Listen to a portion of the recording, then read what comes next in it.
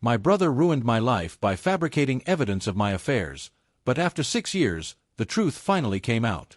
My high school love, Rachel, was 45 years old and I, a 45-year-old guy, was her spouse. Together, we have 4 daughters: Ashley, 18, Olivia, 21, Madison, 22, and Lauren, 24. We fell in love when we were both 14 years old during our freshman year. I can still clearly recall our English class when I first met her. I assisted her in picking up the book she had dropped. It was our reality, but it seemed like something from an adolescent film. From the first time they laid eyes on Rachel, my parents, Robert, 68, and Pamela, 66, fell in love. She was their unborn daughter. Mom would teach her our family dishes and invite her over for Sunday dinners even when they were first dating. Dad gave us relationship advice all the time and treated her like his own daughter. He would say things like, "Think before making big decisions and communication is key." Our relationship was shaped by those statements for many years. This parting is made much more agonizing by the unique memories that each of my girls has. Our oldest, Lauren, was my shadow when she was younger. In the park close to our house, I spent numerous weekends teaching her how to ride a bike. Like the older children, she was determined to learn without the use of training wheels. Her delighted smile brightened the entire neighborhood when she eventually succeeded. As she had envisioned, she is now a prosperous lawyer. When Madison, our artistic soul, was 15, she converted our garage into her art studio. I constructed an easel and arranged her materials to assist her in setting it up. That area became her haven after we transformed it over the course of a summer. Our living room is adorned with a family portrait that she painted. It was her first significant composition. If it's still there, I wonder. The best part of my weekends was watching Olivia play soccer. Until I had to miss them all, I never missed a single one. When my mother contacted me at work to tell me that I had made the varsity team as a freshman, I could still hear her happy voice. She learned how to play for me, and we practiced penalty kicks in the backyard for hours. At games, she constantly claimed that I was her fortunate charm. My tiny coding partner was Ashley, my tech-savvy youngest child. When she was 10 years old, we worked together to build her first computer. We would work on basic games late into the night since she was so eager to learn programming. She came up with the concept for an app that would use puzzles to teach children math. When everything collapsed, we were halfway through the development process. Our first few years of marriage were both magical and difficult. During our senior year, we were both pleased and afraid to learn that Rachel was expecting Lauren.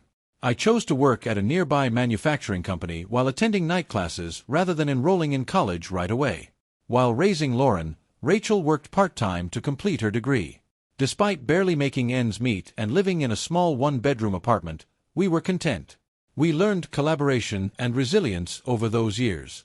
But my 43-year-old younger brother James was always a specter over our joy. I was too trusting to notice the signs properly, but they were there from the start. James would make excuses to be around us even in high school.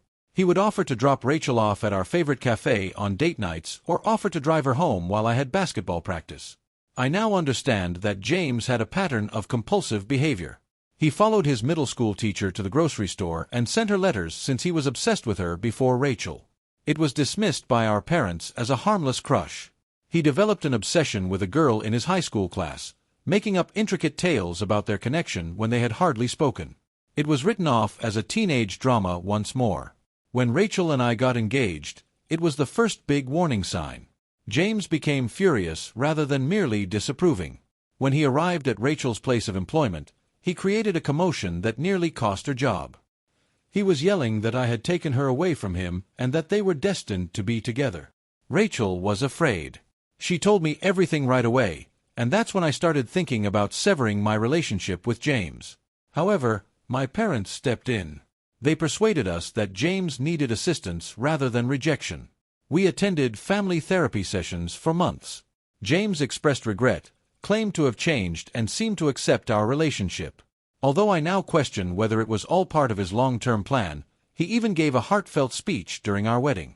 James became more and more involved in our life over time. He positioned himself as our children's favorite uncle, helped me land a job at his company, and started showing up at family get-togethers all the time. He was especially close to Madison and Lauren, frequently bringing them out and purchasing them pricey presents.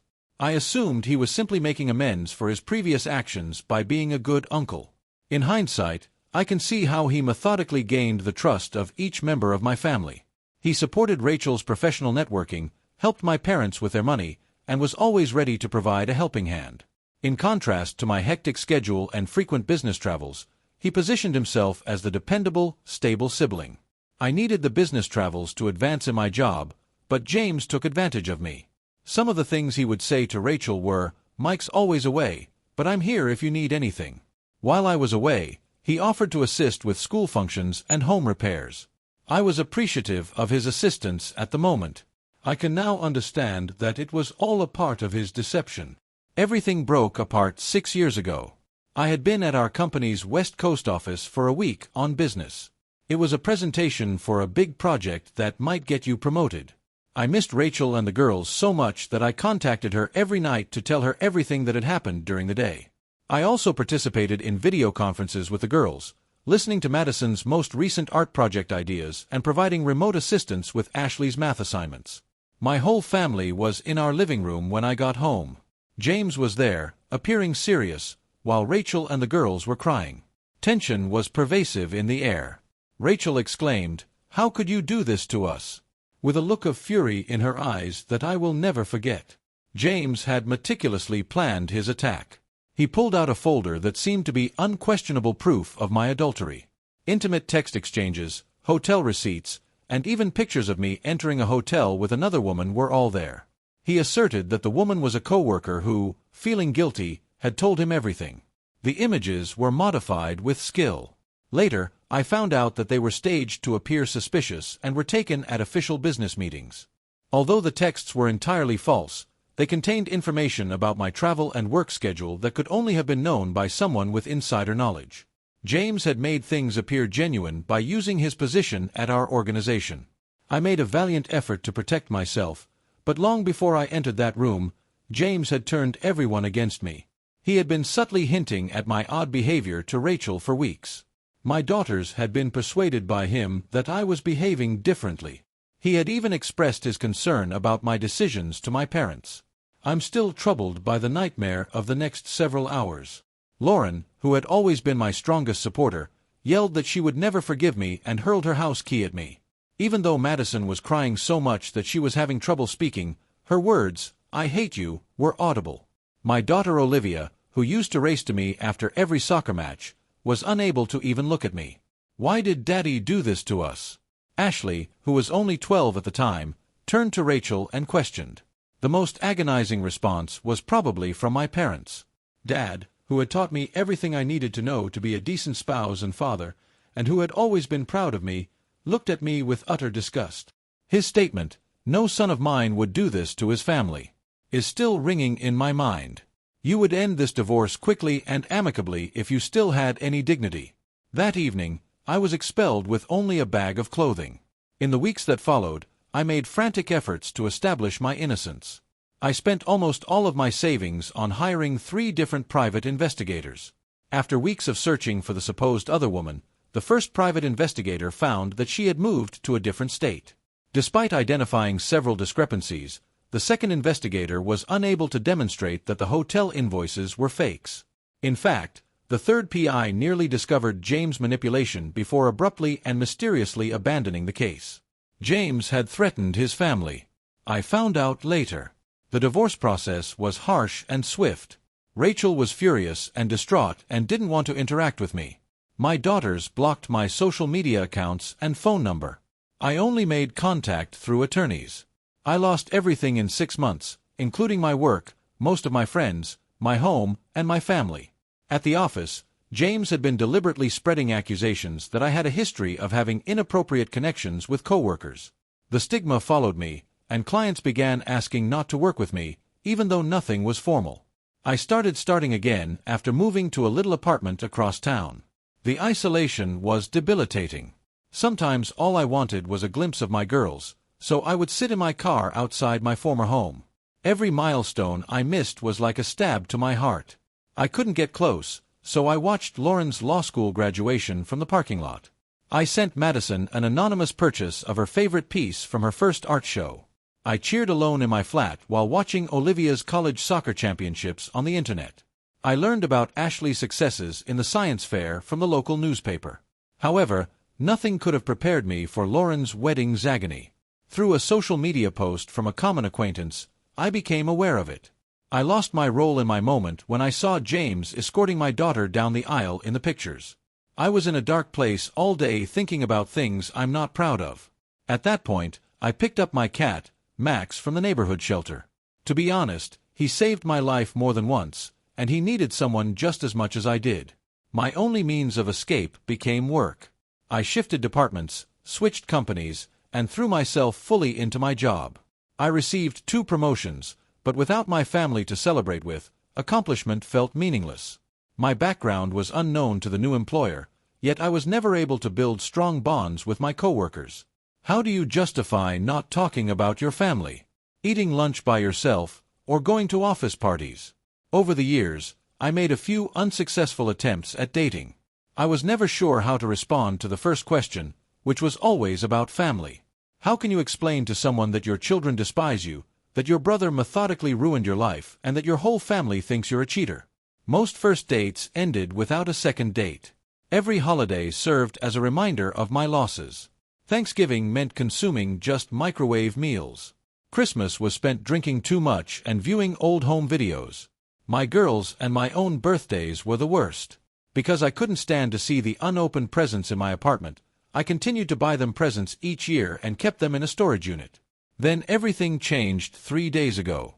An unidentified number called me. My mother was crying. Although she refused to provide anything over the phone, she said that they had learned the truth about James's deceit. She pleaded with me to meet with them, stating that everyone wanted to make amends and was remorseful. Feeling numb, I hung up. 6 years of loneliness, suffering, and memories lost. My daughter spent 6 years growing up without their father. James lived the life he had stolen from me for 6 years. That cannot be resolved by a simple apology. I've made touch with a legal practice that focuses on defamation and family law disputes. The attorney thinks we may have a good case, particularly if my family now has proof of James's dishonesty. Reconciliation is not something I'm interested in. Justice is what I desire. I want James to be held legally responsible for ruining my life. Some may believe that my family should forgive me because I'm being too harsh. James didn't simply betray my confidence, though. My whole life was methodically ruined by him. He poisoned my girls against me, took away my fatherly position, and robbed me of years I will never get back. How can you forgive someone who denied you the opportunity to watch your kids grow up? Who caused you to miss the wedding of your daughter? Who deliberately and methodically turned your whole family against you? I'm meeting with the attorneys tomorrow to go over our alternatives. My mom asked for a meeting, but I haven't replied yet. Although I have mixed feelings about it, I would like to know how they found the truth. The harm has been done. I'll provide an update as soon as I learn more. I have to prioritize the legal issues and preserve my own emotional well-being throughout this time. Update 1. My parents just presented me with startling proof at my meeting with my legal team. These are the events of the past 2 days. It was eye-opening to meet with my lawyers. They clarified that based on the information my parents gave, James might be charged with several crimes. My mother gave me a big folder with the original, unaltered pictures, which make it obvious how James altered them. Along with bank statements demonstrating payments for fabricating hotel receipts, they also found email exchanges between James and a professional photo editing firm. During a drunken confrontation with Rachel last week, the truth was revealed in a surprising way. By declaring he didn't design all of this simply to lose her, James unintentionally made a mistake. Rachel began investigating after reading this message and discovered a hidden email account on their shared computer. Everything was in the emails. Correspondence with several individuals he hired to assist him. Complete records of his 6-year plan to ruin my life, and even early drafts of the fictitious text he wrote. Significant progress has been made in the police investigation. James' co-conspirators, including the friend who assisted in making fictitious hotel reservations and the photo editor, have previously been interviewed. By testifying against James, these people are now assisting the authorities in the hopes of avoiding being charged themselves. James' scrupulous record-keeping is especially unsettling. On his laptop, Rachel found a password-protected journal, which she gave to my lawyers. He started planning even before my marriage to Rachel, according to the journal. He spent a lot of time writing about waiting for the right time to carry out his plan. After learning that James intimidated other co-workers and utilized resources to falsify proof in order to support his lies, my former company opened an internal inquiry. Compensation for wrongful firing is being seriously discussed, and the HR department is getting ready to issue a formal apology. The evidence is growing. Experts in forensics discovered erased documents that demonstrated he had attempted similar schemes twice previously but had not carried them out correctly. The degree of forethought is astounding. Rachel is completely assisting investigators and has filed for divorce from James. The worst thing has been discovering how he took advantage of my daughters. His journal entries describe how he poisoned them against me in a methodical manner. He would deliberately sow doubts, misrepresent my statements, and fabricate circumstances to cast me in a negative light. One of Ashley's pals was even paid by him to say they had seen me with another woman. More evidence was found during today's police search on James's office. They discovered USB disks with backup copies of his falsified evidence, several burner phones, and more counterfeit documents he hadn't yet utilized. In order to keep up his network of falsehoods, they also found a list of the persons he was blackmailing. Considering the severity and length of his offenses, my attorneys are certain that they will seek the harshest punishments possible. According to them, James might be sentenced to up to 15 years in prison and could be awarded millions of dollars in civil damages. They have recommended me to forego all communication with my family for the time being, stating that everything must go through the appropriate legal procedures. Another victim has been identified during the investigation.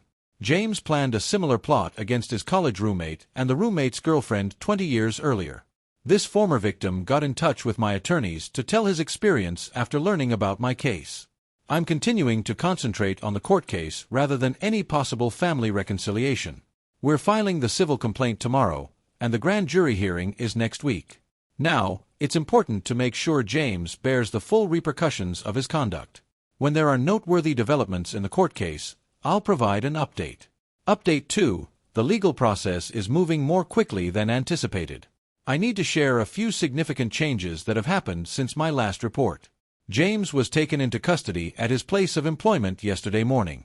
He was overheard making calls about erasing evidence, which an employee immediately reported to the police and the company's security.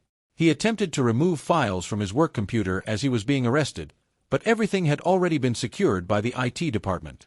His response to being caught was telling.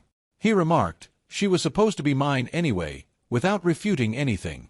Today, the grand jury indictment was delivered. They returned their decision in less than 2 hours since the evidence was so strong. In her 20 years of experience, the prosecutor described it as one of the most blatant instances of planned hatred she has ever witnessed. James's actual character eventually came to light during police questioning. He sobbed uncontrollably and disclosed more information about his obsession. He had apparently been surreptitiously filming Rachel for years, gathering thousands of hours of video from covert cameras in their home. This is being handled by the police as a distinct criminal surveillance case. An even more alarming discovery came from the company's internal investigation. James had been embezzling money to finance his plan. He created fictitious vendor accounts and had been embezzling money for years to cover the costs of the different individuals he employed to assist in fabricating the evidence against me. Separate charges are now being pressed by the firm. There have been conflicting responses from my daughter to these disclosures. Lauren has been going over all the evidence because she is a lawyer. We spoke directly for the first time in 6 years when she called me today. At first, she was unable to talk through her emotions. When she was able to speak, she described how James had played on everyone's anxieties and vulnerabilities in a unique way. James had offered to help sell some of her artwork, but Madison found that it was actually stashed away in a storage facility he rented. To keep her financially reliant on him, he had been taking her work and lying to her about it. She is pursuing separate theft accusations. Olivia discovered tapes of James paying her college soccer coach to bench her during crucial matches that I might have attended. He wanted to make sure that I couldn't use sports to get back in touch with her. The NCAA is currently investigating the matter on its own. Ashley's admission was the most devastating. She discovered journal entries in which James described how, prior to everything collapsing, he purposely ruined the coding project we were working on. Knowing how important that shared interest was to our relationship, he had paid someone to hack and contaminate our work. Additional evidence has been discovered during Rachel's divorce procedures. He had been concealing substantial assets, including real estate bought under false pretenses, according to their joint tax forms. Even before our divorce, the forensic accountants were able to track down money transactions to offshore accounts. The extent of James's deceit has crushed my parents. When Dad found out about the concealed cameras in their home, he also suffered a little heart attack. James had been watching every member of the family, gathering information that he could use to control them. He kept records on everyone's vulnerabilities, secrets, and intimate moments. Today, the report from the criminal psychologist was made public. According to the report, James has one of the worst cases of obsessive personality disorder and psychopathic tendencies they have ever seen. According to his notebooks, he carefully planned every aspect of the devastation of my life, viewing it as an art form. Victims from the past have kept coming forward. Similar methods from James's background have been reported by 2 other families, though they are not as complex as what he did to me. These incidents, which date back to his time in college, demonstrate a distinct pattern of worsening conduct. Given the evidence that James had established a tiny network of blackmailed people who assisted him in maintaining his deceit, the prosecutor is now attempting to bring additional organized crime charges against James. Some were people he had financially compromised, and others were other professionals he had snuck on. I've kept my distance from efforts at family reconciliation in favor of assisting in the development of the most compelling legal argument. My attorneys claim that with the overwhelming amount of evidence, James's conviction is all but certain. Now their attention is on making sure he gets the harshest punishment imaginable. Although the tale has garnered media interest, I have turned down every invitation to be interviewed. I'm still focused on pursuing justice within the judicial system rather than going public. Nevertheless, a number of James's accomplices have begun speaking with reporters, exposing the entire scope of his network of deception. Next week, following the preliminary hearing, I'll provide another update. I'm currently preparing for what is expected to be a historic case in criminal justice and family law with my legal team. The conclusions of the preliminary hearing are more important than anyone could have predicted. I wanted to hold off on sharing this update until everything was finalized. Although James entered a guilty plea to all charges, the events in the courtroom were surprising. Against the advice of his attorney, he insisted on making a public statement. He described his entire plan for 45 minutes, not with regret but with a sickening sense of pride. He expressed no remorse, calling it his masterpiece of revenge. The judge's response was extraordinary.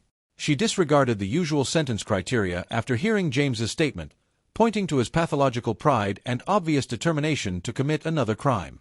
In order to run each count consecutively rather than concurrently, she imposed the maximum penalty. James will be imprisoned for 25 years with no chance of release for 18 of those years. James provided fresh details about additional victims throughout his statement, going beyond the incidents we were already aware of. In other states, he had tried similar tactics against 3 other families. His crimes may result in federal prosecution, according to the FBI's interstate investigation. His offshore accounts were the most startling discovery. He had been operating a consulting business for other compulsive people, teaching them how to ruin relationships and families, the forensic accountants found out. He had customers in several different nations. Now, Interpol is involved. In her testimony, Rachel described discovering a secret chamber in their basement that was stocked with monitors and monitoring gear. In addition to monitoring their home, he had set up cameras in my office, apartment, and even my vehicle. It was military-grade surveillance technology, according to the technical expert who inspected the arrangement. Ashley, my youngest daughter, made significant progress in her analysis of James's computer systems. She discovered encrypted files using her coding expertise, demonstrating that he had been preparing to grow his scam. He had meticulous records on the families of my co-workers, ready to ruin several relationships at once if I ever came close to establishing my innocence. The company's security mechanisms were completely redesigned as a result of their analysis. They found that James had used persuasion and extortion to undermine almost every department. In his own testimony, the CEO described discovering proof that James had been selling company secrets to finance his complex schemes. As an attorney, Lauren has been assisting the prosecution in constructing cases for James's other victims. She discovered a trend that went all the way back to his high school years. He had spent more than 25 years honing his craft. He had developed a network of enablers during his life, according to her inquiry. Betrayal Shadow, an exhibition at Madison's Art Gallery, showcased pieces she produced while dealing with this experience. She openly challenged a number of James's collaborators who were there at the event without their knowledge.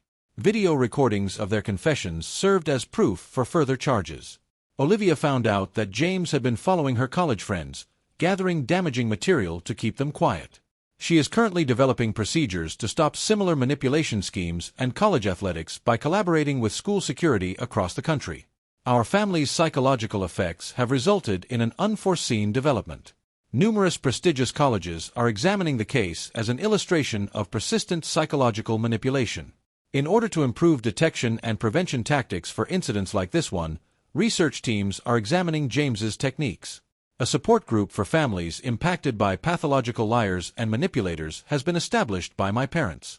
They have discovered 5 further instances of James interfering in the lives of other families, some of which go back decades, thanks to this network. Due to these disclosures, a number of cold cases involving questionable family splits have been reopened. The judge combined compensatory and punitive penalties and sentenced James to pay $12 million in reparations. The forensic accountants discovered that he had accumulated more than $20 million from corporate espionage and consulting, all of which have been confiscated. In the future, I have turned down every attempt at reconciliation from my relatives. The years lost are irreparable, and the damage is too great. I'm concentrating on assisting in the construction of safeguards to stop similar exploitation from happening to others. James's law is now being considered by a number of state legislatures to strengthen the penalty for planned family destruction. I keep my anonymity intact, even though the story has garnered international attention. Rather, I'm developing tools to identify patterns of systematic familial manipulation in collaboration with cybersecurity professionals. Leading the technical development, Ashley is transforming our misery into something that could potentially benefit others. My last update will be this one. Although justice has been done, some wounds never completely go away. I'm going about my life with the intention of keeping others from going through what James did to our family. Thank you for watching. If you haven't subscribed yet, please do so and hit the notification bell to stay updated with more shocking real-life stories happening around you.